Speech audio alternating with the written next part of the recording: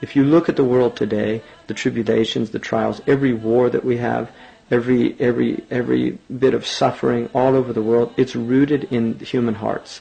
The reason that people aggress against other people is out of diseases of the heart, covetousness, desire, the desire to conquer, the desire to exploit other people, the desire to steal their natural resources. All of these things are from diseases of the heart. A diseased heart cannot do that. Every murderer, every rapist, every idolater, every foul person, every cruel person, every person that shows any act of cruelty, all of this is emanating from diseased hearts. If the hearts were sound, none of these actions would be a reality. And therefore, if we want to change our world, we don't change the world by attempting to rectify the outward. We change the world by rectifying the inward, because the inward precedes the outward. Everything that we see outside of us is in reality coming from the unseen world.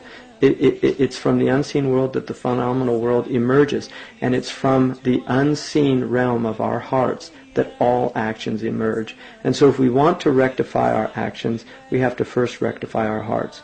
One of the things that the famous American preacher and civil rights activist Martin Luther King said was that in order for people to condemn injustice, they have to follow four stages.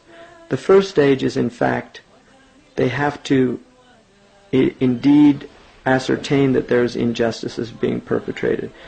In other words, they have to point that out. And in his case, it was the injustices against the African American or the black people in the United States.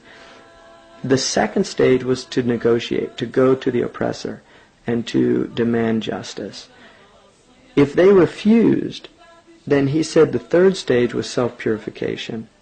In other words, we have to ask ourselves, are we ourselves wrongdoers? Are we ourselves oppressors? And this is something, the fourth stage then was to take action, once you'd actually looked into yourself. Now, one of the things that the Muslims of the modern world really fail to recognize is that all of the things that are happening to us, all of these terrible things that we're seeing, it seems that we don't want to look at ourselves and ask ourselves, why are these things happening to us? And if we ask that in all sincerity, the answer will come back in no uncertain terms that this is all from our own selves, that we have brought all of this upon ourselves. And this is the only empowering position that we can take, and this is why this is the Quranic position. Allah subhanahu wa ta'ala says quite clearly that He makes the oppressors, some of them, He puts over others. In other words, Allah subhanahu wa ta'ala says in the Quran that some of the oppressors, we put them over other oppressors because of what their hands were earning. And what that verse is telling us is that, according to Fakhruddin al-Razi, radiallahu anhu, he says that this means that whenever there's oppression in the earth, it's a result of other people's oppression.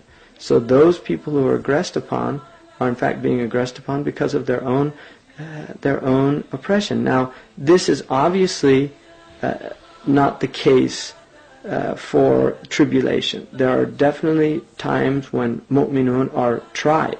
But if they respond accordingly with patience and perseverance, Allah will always give them victory.